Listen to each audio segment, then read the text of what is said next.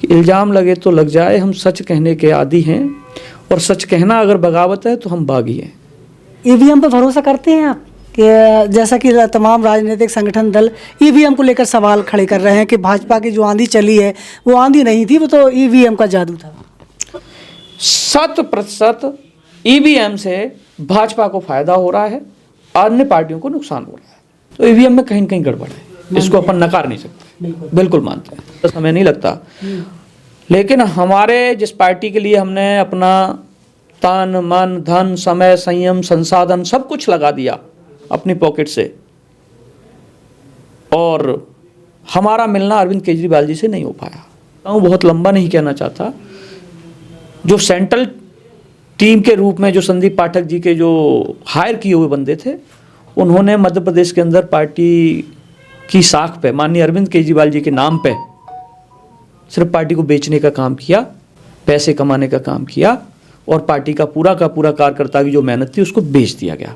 आप नमस्कार, आपकी जन अदालत न्यूज़ से मैं हूं राजा भैया पाल। मैं इस समय ग्वालियर चंबल अंचल में हूं, जहां पर ग्वालियर चंबल अंचल से एक ऐसी शख्सियत जो किसी परिचय की मोहताज नहीं है, ओबीसी महासभा के कार्यकारी अध्यक्ष भूपेंद्र सिंह कराना हमारे साथ जुड़ रहे हैं ग्वालियर से। स्वागत है हमारे चैनल। नमस्कार। भूपेंद्र सिंह कराना जी, अभी महंगाओं विधानसभा से आपने चुनाव लड़ा, आपने क्या कारण रहे आपके कि हार का सामना करना पड़ा? सबसे पहले तो आपका स्वागत है जी। और हार जीत तो एक एक प्रक्रिया है जी। वो नितांत चलती रहती है जी। हार की समीक्षा होना भी बहुत आवश्यक है जी। और मेरी हार का जो मुख्य कारण रहा, उसका कारण ये रहा कि जो करणी सेना के माध्यम से और गुर्जर संगठनों के बीच में जो एक अभी मुद्दा बना सम्राट मिहिर भोज, उस मिहिर भोज के मुद्दे को लेके क्षत्रिय समाज के बीच और गुर्जर समाज के बीच ये जो संगठन है, उन्होंने एक खाई बनाने का काम किया। उसकी वजह से जो हमारा समाज था, देखिए मेरा मानना ये रहता है कि चाहे राजनीति हो चाहे सामाजिकता हो, जब तक आपका घर मजबूत नहीं होगा तब तक आपको किसी भी प्रकार की सफलता मिलना नामुमकिन है। बिल्कुल। तो जो गुर्जर समाज है वो मेरा अपना समाज है, मेरा घर है।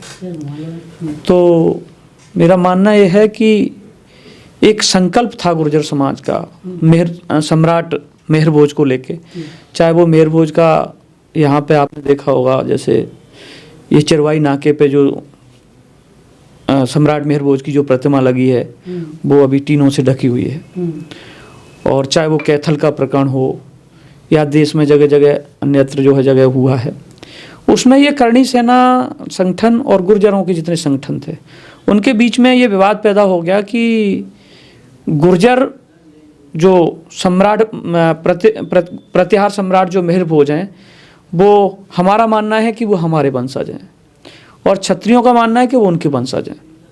तो ये मुद्दा कोर्ट में भी है और इसको माननीय न्यायालय तय करेगा कि ये क्या है। तो इसको लेके एक गुर्जर समाज का ये संकल्प था कि हमको अब की बार जो कैसे भी करके जिन्होंने हमारे पूर्वजों को, जिन्होंने हमारे इतिहास के साथ छेड़छाड़ करने की प्रक्रिया की है, हमें उनको वोट नहीं देना है।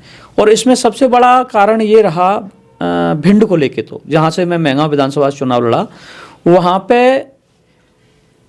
एक मंदिर है जो महादेव का प्राचीन मंदिर है, बोरेश्वर धाम।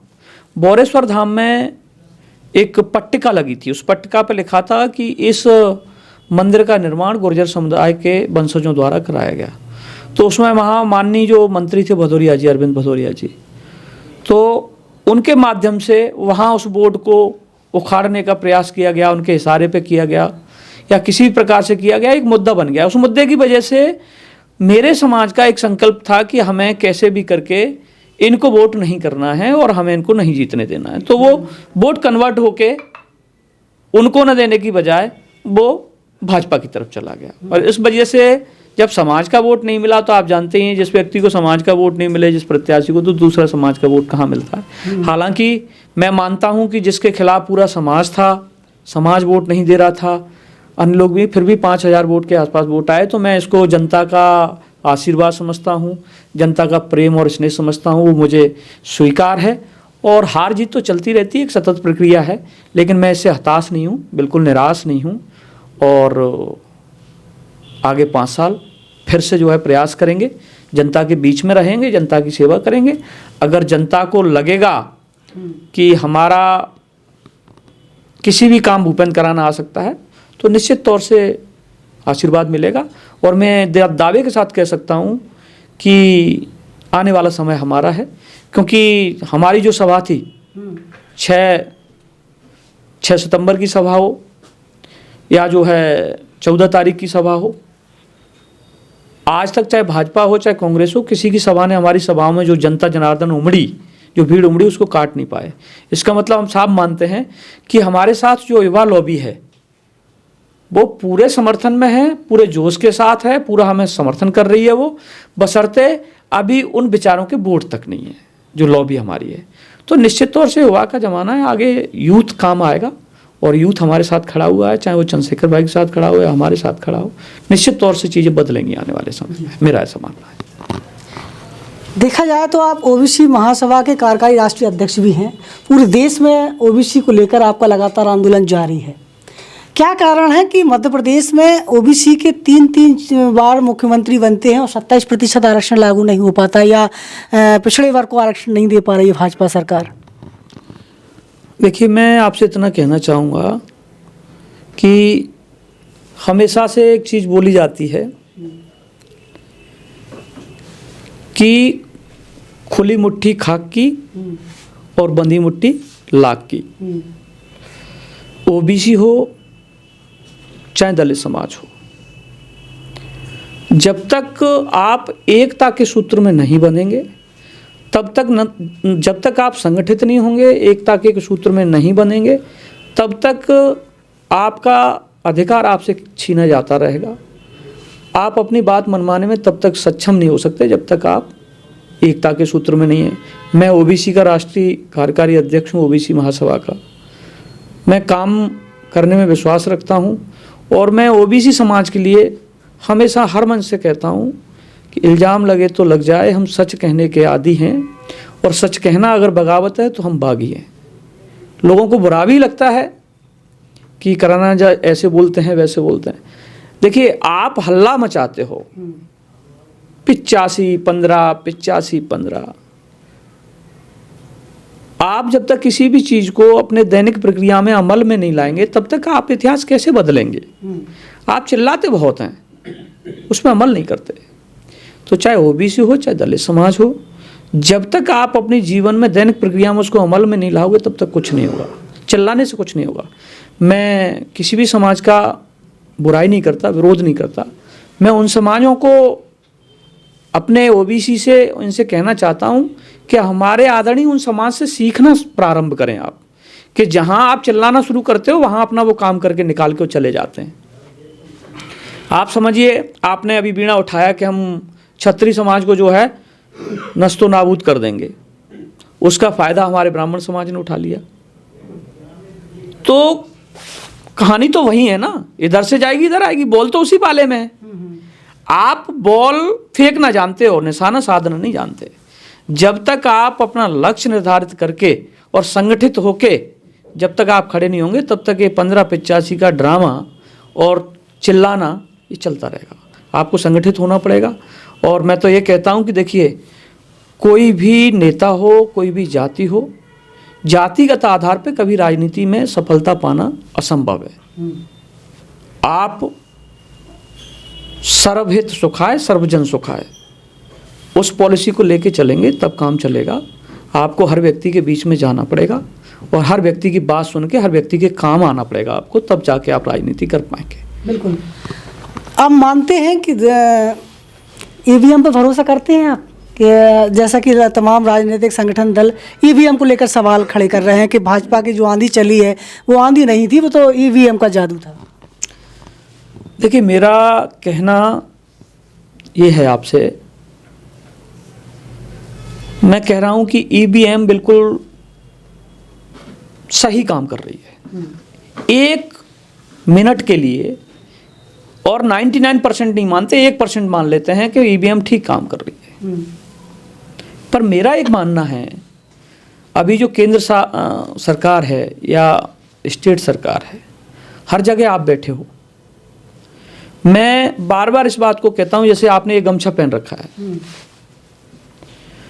ये गमछा मैंने आपको दिया और बहुत अच्छा है ये, लेकिन आप कह रहे हो कि मेरे लिए अच्छा नहीं है, मुझे सूट नहीं कर रहा।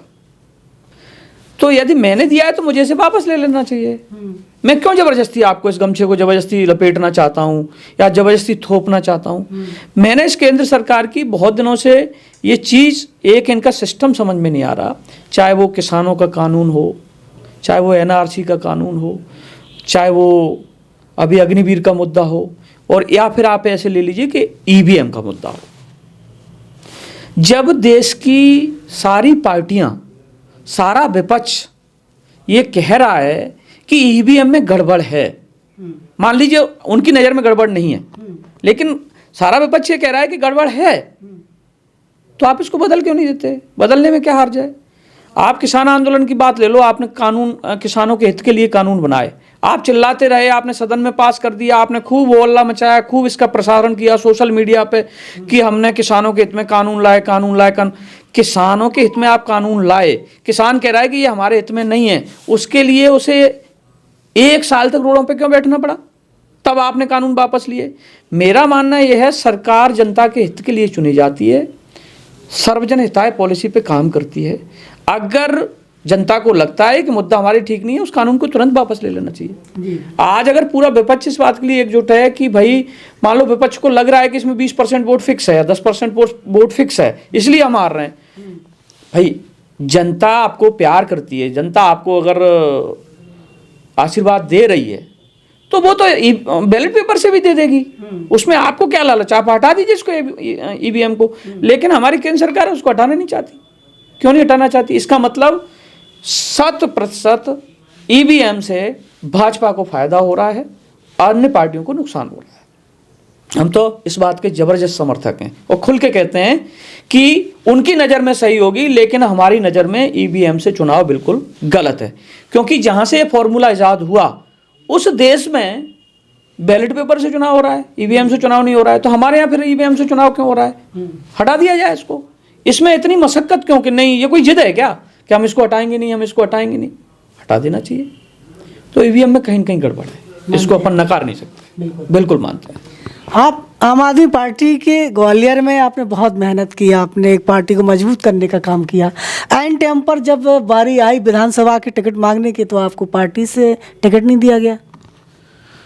देखिए, इसके लिए तो मैं इतना ही कहूँगा कि मैंने मेहनत जो की थी वो अन्ना हजारे के आंदोलन से पार्टी निकली थी, और उस वक्त माननीय अरविंद केजरीवाल जी ने एक नारा दिया था, और बड़े अच्छे अच्छे लोग थे, चाहे वो कुमार विश्वास जी हों, चाहे योगेंद्र यादव हों, चाहे प्रशांत भूषण हों, बहुत अच्छे अच्छे लोग थे पार्टी के अंदर।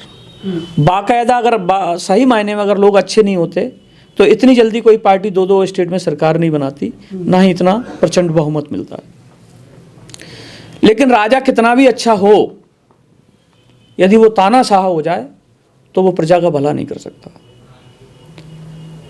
निश्चित तौर पे अरविंद जी ने मेहनत की, गली गली घूमे, जनता ने उनका आशीर्वाद स्वीकार, जनता ने उनका प्रेम स्वीकार किया, उनको आशीर्वाद दिया। लेकिन आप जनता के सेवक से जाने कब तानाशाह होगा ये पता नहीं चलता। आज की डेट में आप ये मान के चलिए कि शायद भाजपा के कार्यकर्ता को प्रधानमंत्री मोदी जी से मिलने में इतना समय नहीं लगता, शायद कांग्रेस के राष्ट्रीय अध्यक्ष सोनिया गांधी जी को या राहुल गांधी जी को, कांग्रेस के कार्यकर्ता को मिलने में इतना समय नहीं लगता। लेकिन हमारे जिस पार्टी के लिए हमने अपना तन मन धन समय संयम संसाधन सब कुछ लगा दिया अपनी पॉकेट से, और हमारा मिलना अरविंद केजरीवाल जी से नहीं हो पाया। ये पीड़ा सिर्फ हमारी नहीं है, ये हमारी पार्टी के हर कार्यकर्ता की पीड़ा है। आप समझिए कि जिस परिवार में इतना दूरियां बढ़ जाएं, वो परिवार कितने दिन चलेगा? यदि हमारी मुलाकात होती रहती, यदि निचले स्तर की कार्यकर्ता की बात वहां तक पहुंचती, तो ये बीच में जो संदीप पाठक जी संगठन मंत्री बन के आए थे, वो संदीप पाठक जी शायद मध्य प्रदेश में या पूरे देश के अंदर, ये आज आपको लग रहा है कि ये सिर्फ मध्य प्रदेश का मुद्दा है। अगर आप फ्लैशबैक में जाएंगे तो आप देखिए, आम आदमी पार्टी का चुनाव गुजरात में भी इसी तरीके से चढ़ा और सोशल मीडिया के माध्यम से आपको ये सबको देखने को मिला कि पार्टी चुनाव जीत रही है, पार्टी सरकार बना रही है, पार्टी चुनाव जीत रही है, पार्टी सरकार बना रही है। लेकिन चुनाव के 3 दिन के ड्यूरेशन में ऐसा क्या करते हैं संदीप पाठक जी कि पार्टी का पूरा जो है ध्वस्त हो जाता है नेटवर्क। यही हाल गुजरात में हुआ, यही हाल मध्य प्रदेश में हुआ, यही छत्तीसगढ़ में हुआ, यही राजस्थान में हुआ। जो बिना सेंट्रल कमेटी के 2018 में हम लोग चुनाव लड़े, हमारी जो प्रदेश अध्यक्ष हैं बहन रानी अग्रवाल, वो 31,600 वोट लेके आई थी 2018 में, जबकि सेंट्रल कमेटी का एक भी कोई नेता यहाँ सभा लेने नहीं आया। हम लोगों ने अपने दम पे चुनाव लड़ा, तब हमारा वोट ऑफ परसेंटेज 1.5% था। लेकिन अब की बार आप देखो, कभी सतना में अरविंद केजरीवाल जी की सभा, कभी ग्वालियर में, कभी रीवा में, कभी भोपाल में, हमारे 2 मुख्यमंत्री पूरे लगातार घूमते रहे और हमने इस स्तर पे पहुंच गए कि अब की बार जो है हम तीसरा विकल्प बनेंगे। लेकिन संदीप पाठक जी ने पार्टी को किस तराजू में कहाँ रख के बेच दिया, पता ही नहीं चला कि पार्टी का नेटवर्क ध्वस्त हो गया। आज उनके रानी अग्रवाल जी के 8,000 वोट पड़ रहे हैं। 31,600 आने वाली महिला के 8,000 वोट पे आके रुक जाती है और पूरे मध्य प्रदेश के अंदर 230 सीटों पे कैंडिडेट नहीं खड़े कर पाए। बड़े दुखद घटना है कि 230 सीटों पे चुनाव नहीं लड़ा पाए, जबकि आप यकीन मानो कि मैं ओबीसी का स्टेट प्रेसिडेंट बनाया मुझे। संदीप पाठक जी मुझे जिम्मेदारी दे देते, 230 सीटों पे चुनाव लड़ाते और पार्टी का vote of percent Madhya Pradesh में अगर 6, 6.5 और 7% से कम आ जाता ना, तो हम अपनी गर्दन कटा देते। क्योंकि हमने बिना संदीप पाठक जी के सेंट्रल टीम के इससे पहले एक चुनाव लड़ा था, नगरीय निकाय चुनाव। उसमें आप देखिए हमारी महापौर जो कैंडिडेट हमने यहाँ से लड़ाई थी, उसके 46,000 वोट आए थे और हमारी एक मेयर भी बनी थी रानी अग्रवाल जी। और पूरे मध्य प्रदेश के अंदर नंबर 1 पे भाजपा, नंबर 2 पे कांग्रेस, नंबर 3 पे आम आदमी पार्टी का वोट ऑफ परसेंटेज निकल के आया था। हमने तीसरा विकल्प पार्टी को बना दिया था।